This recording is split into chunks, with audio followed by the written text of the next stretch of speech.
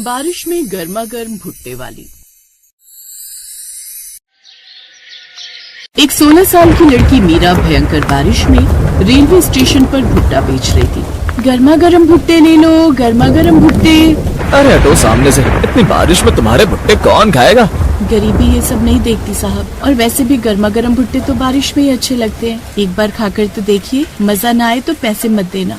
बहुत ज्यादा over confidence है तुम्हारे अंदर। चलो एक भुट्टा खिलाओ इसी बात पर। मीरा खुश हो गई। उसके पास एक छोटी सी अंगीठी थी जिस पर उसने तुरंत भुट्टा गर्म किया और उस लड़के को दे दिया। इसका भुट्टा तो मजेदार है, पर जैसा इसने कहा था, अगर मजा नहीं आएगा तो पैसे मत देना। तो मैं पैसे नहीं दूंगा, मेरे पैसे भी बच जाएंगे और पूरा भुट्टा भी खा लूंगा। जब उस लड़के ने पूरा भुट्टा खाकर खत्म कर दिया, उसके बाद मुझे भुट्टा खाकर बिल्कुल मजा नहीं आया। तुमने कहा था कि मजा ना आए तो पैसे मत देना, तो मैं पैसे नहीं दूंगा। इतना बोलकर वो लड़का ट्रेन में घुस गया। मीरा बेचारी परेशान हो गई। आजकल के लोग बड़े चालाक हो गए। मुझे मेरी माँ का इलाज कराना है और ये लोग हैं कि समझते ही नहीं। खैर शाम को वो अपने गांव में चौराहे पर खड़ी होकर भुट्टा बेचने लगी। बारिश अभी भी बहुत भयंकर हो रही थी। भुट्टा ले लो, गर्मा गर्म भुट्टा ले लो। तभी गांव के कुछ आदमी उसके पास आ गए।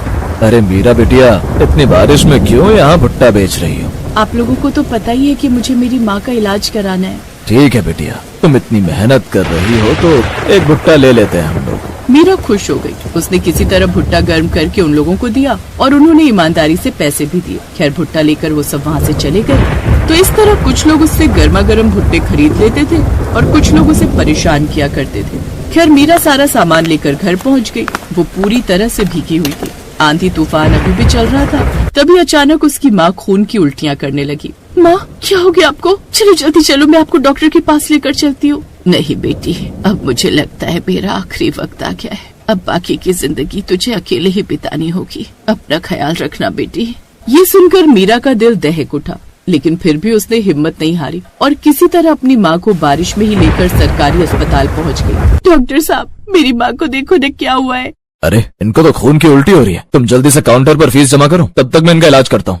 ठीक है डॉक्टर साहब। इधर मीरा काउंटर पर गई और उन्हें सिर्फ 200 रुपए देने लगी। इतने से क्या होगा, कम से कम 2000 जमा करो। तुम्हारी माँ को बहुत सीरियस बीमारी है। लेकिन ये तो सरकारी अस्पताल है ना, यहाँ तो दवाइयाँ फ्री मिलती हैं। तभी वहाँ पर डॉक्टर साहब आ गए। देखो बेटी, ये सिर्फ नाम के लिए सरकारी अस्पताल है। सरकार तो बिल्कुल ध्यान ही नहीं देती। अस्पताल में जिस भी चीज की जरूरत होती है, हर चीज हम अपने पैसों से लेकर आते हैं। तो पैसे तो हम लोगों से लेंगे ही। खैर हमारे पास अभी सिर्फ 200 हैं, तो कुछ दवाइयाँ लेकर जाओ। जल्द पैसों का इंतजाम करके अपनी माँ को लेकर आ जाना, वरना तुम्हारी माँ बच नहीं पाएगी। तो डॉक्टर साहब ने थोड़ी बहुत दवाइयाँ दे दी। फिर मीरा अपनी माँ को लेकर घर आ गई। उसने अपनी माँ को खाना बनाकर खिलाया, फिर दवाई खिला दी। माँ, तुम्हारी बेटी बहुत हिम्मत वाली है, तुम्हें कुछ नहीं होने देगी। बेटी अभी तुम बहुत छोटी हो, लेकिन तुम तो बड़ों से ज्यादा समझदार हो गई हो। खैर मीरा ने किसी तरह अपनी माँ को सुला दिया और खुद घर के किसी दूसरे कोने में बैठकर रोने लगी। भयंकर बारिश हो रही थी, आसमान में बिजली कड़क रही थी। माँ, मुझे भी रोना आता है, मैं भी कमजोर पड़ जाती हूँ, पर अगर मैंने आपके सामने रो दिया तो आप भी कमजोर पड़ जाओगी। मीरा रात भर सो नहीं पाई। अगली सुबह भी जोरदार बारिश हो रही थी। उसने अपनी माँ को खाना खिलाया, दवाई खिलाई और भुट्टे गर्म करके उसने पॉलिथीन में भर लिए। ये दुनिया बहुत चालाक है। अब आज के बाद मेरे साथ कोई चालाकी नहीं कर पाएगा। इस बार मीरा किसी स्कूल के बाहर छाता लगाकर बैठ गई। बारिश अभी भी हो रही थी। ये जगह सही है, यहाँ पर मेरे सारे भुट्टे बिक जाएंगे। गर्मा गर्म भुट्टे ले लो। लंच टाइम में बहुत सारे बच्चे बारिश में भीगते हुए उसके पास आए और कुछ ही देर में लगभग उसके सारे भुट्टे बिक गए। तभी उसके पास उस स्कूल के एक टीचर आए। अरे बिटिया, सुना है तुम बिल्कुल गर्मा गर्म और ताज़ा भुट्टे बेचती हो, जरा मुझे भी खिलाओ, मेरे बच्चों को तो बहुत पसंद है। हाँ मास्टर साहब, मैं बिल्कुल गर्मा गर्म और ताज़ा भुट्टे बेचती हूँ, ये लीजिए। टीचर ने वहीं बारिश में ही खड़े होकर भुट्टा खाया। बेटी, सच में तुम्हारा भुट्टा बिल्कुल ताज़ा और गरम गरम है, लेकिन तुम इतनी छोटी सी उम्र में भुट्टे क्यों बेचती हो? अचानक मीरा को रोना आ गया। उसने रोते रोते टीचर को अपनी सारी कहानी बता दी। इसलिए मास्टर साहब, जब तक मेरे पिताजी जिंदा थे तब तक मैं भी पढ़ती थी। उनके जाने के बाद मैं पढ़ नहीं पाई। अगर एक हफ्ते के अंदर मैंने 2000 रुपए इकट्ठा नहीं किए तो मेरी माँ भी चली जाएगी मुझे छोड़कर। अब उस टीचर को मीरा पर तरस आ गया, इसलिए उसने कहा, देखो बिटिया, तुम बहुत होनहार और बहुत समझदार हो। आज के बाद तुम मेरे स्कूल की कैंटीन में गर्मा गर्म भुट्टे बेचोगी और अपनी माँ की फिक्र मत करो, उनका इलाज मैं करवाऊंगा। अरे मास्टर जी, आप मेरे लिए इतना क्यों कर रहे हैं? बेटी, क्योंकि तुम्हारे जैसे बच्चे आजकल सिर्फ गिनती के बचे हैं। तुम पढ़ना चाहती हो, इसीलिए कैंटीन का काम खत्म होने के बाद मैं तुम्हें पढ़ाऊंगा भी।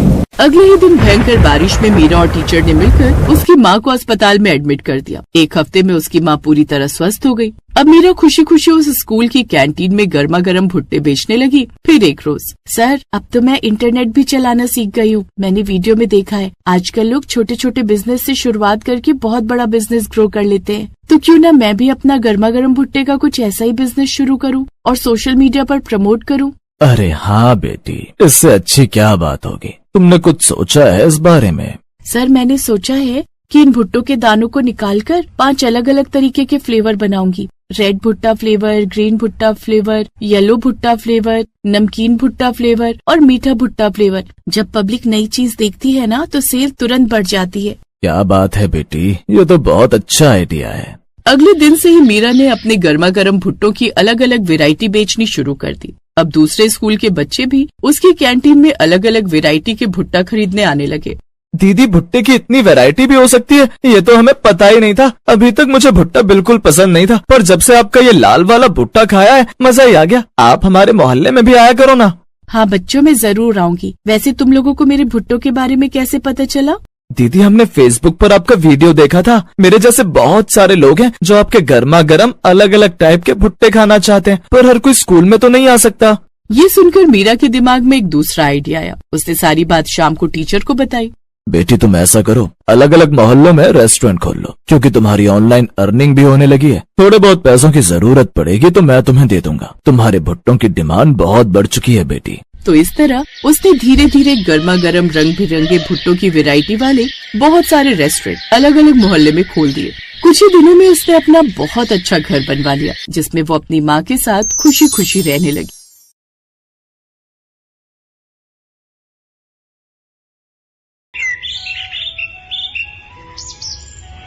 लक्ष्मी नाम की बूढ़ी औरत, जिसके चेहरे पर 70 की उम्र में झुर्रियां साफ दिखाई दे रही थीं, पर उत्साह ऐसा मानो 20 बरस की कोई युवा महिला। लक्ष्मी को पूरा राजपुर गांव लक्ष्मी बुआ के नाम से जानता था। लक्ष्मी ने अपना पूरा जीवन इसी गांव में बिताया और आज भी इस उम्र में वो मेहनत करके अपने अकेले की शरीर रूपी गाड़ी जीवन की पटरी पर चला रही है। लक्ष्मी के पास एक छोटा सा खेत का टुकड़ा है, जिस पर वो बढ़िया दानेदार भुट्टे उगाती है और फिर उन भुट्टों को भूनकर गांव में बेचती है। लक्ष्मी के भुट्टे पूरे राजपुर गांव में प्रसिद्ध हैं। जब लक्ष्मी अपने स्वादिष्ट भुट्टे लेकर गांव में निकलती है तो उसके भुने हुए भुट्टों की सुगंध से सभी गांव वाले आकर्षित हो जाते हैं और भुट्टे खाने के लिए लक्ष्मी के पास आ जाते हैं। अरे लक्ष्मी बुआ आ गई, मुझे पता था कि तुम आने वाली हो, इसीलिए मैं पहले ही गांव की सड़क पर खड़ा हो गया। तुम्हारे भुट्टों की खुशबू यहाँ तक आ रही थी ताई। जल्दी से एक गरम गरम भुट्टा सेक दो। हाँ हाँ, अभी देती हूँ। एक साथ 4-5 भून दूंगी और लोगों को भी आने दो। ठंडे भुट्टों में स्वाद नहीं आएगा, गरम गरम खाओगे तो अलग ही आनंद आता है। अरे लगता है मैं नींबू लाना भूल गई। ओहो, अब क्या करूं? तभी एक छोटा सा बच्चा जिसका नाम राजू था वो दौड़ता हुआ आता है। उसके हाथ में एक थैली थी। लक्ष्मी बुआ, ये लो नींबू। मुझे पता था आप घर पर भूल आए होंगे, मैं ले आया। अरे मेरा बच्चा, ओले मेरा लाल, तू मेरा कितना ख्याल रखता है। ये ले, एक बढ़िया गरम गरम भुट्टा तू भी खा ले। ले खा ले। लक्ष्मी इस दुनिया में बिल्कुल अकेली थी। राजू नाम का वो बच्चा लक्ष्मी के पड़ोस में ही रहता था। वो लक्ष्मी से बिल्कुल दादी की तरह प्यार करता था। लक्ष्मी भी राजू को बहुत प्यार करती थी।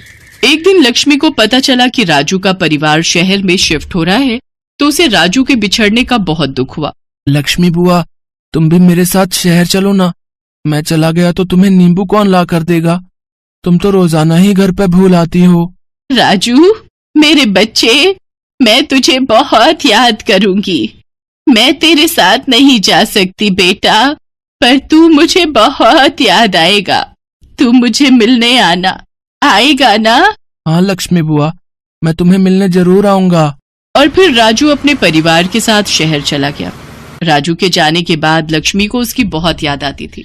जब वो भुट्टे का टोकरा लेकर घर से निकलती तो उसकी नजर नींबू की थैली पर जाती तो उसकी आंखों में आंसू आ जाते।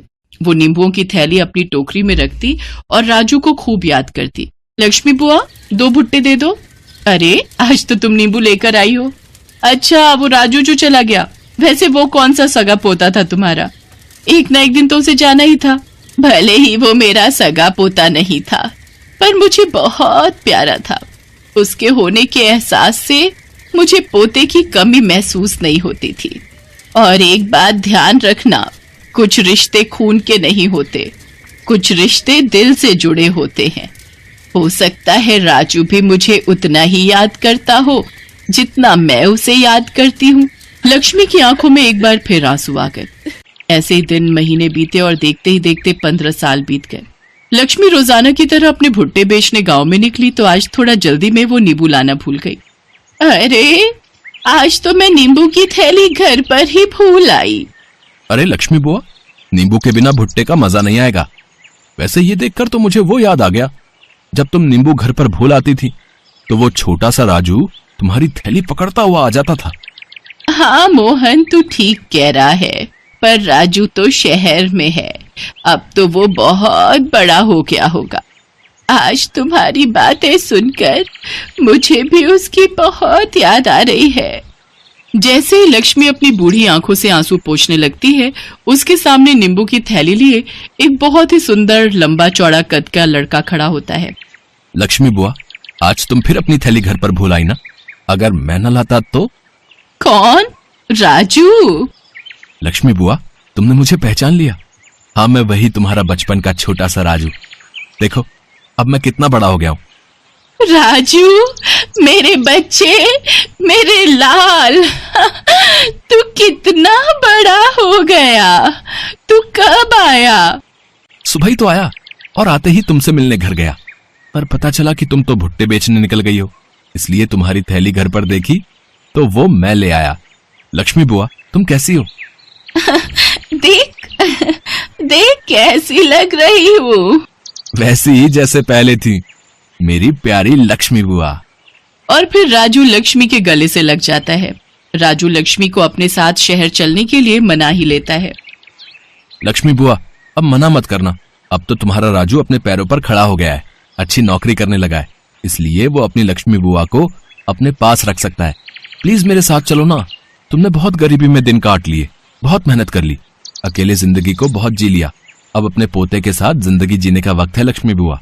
मुझे दादी का प्यार चाहिए, जिसके लिए मैं इतने साल तरसा हूँ। तुम तो जानती हो, मेरे अपने दादा दादी तो बचपन में ही गुजर गए, मैंने तुम्हारे रूप में ही दादी को देखा है। लक्ष्मी बुआ, मेरे साथ चलो ना, अपने राजू को अपने लिए कुछ करने का मौका दो। राजू लक्ष्मी को अपने साथ लेकर शहर आ जाता है। जिंदगी के आखिरी पलों में लक्ष्मी ने वो देख लिया जिसकी उसने बरसों से कामना की थी। उसे पोते और बहू का सुख मिला। राजू के माता पिता लक्ष्मी की बहुत इज्जत करते हैं। सच, बहुत कम ऐसे लोग दुनिया में होते हैं जो इस तरह के रिश्तों को निभाते हैं, और ये रिश्ते ही तो सबसे अनमोल बन जाते हैं।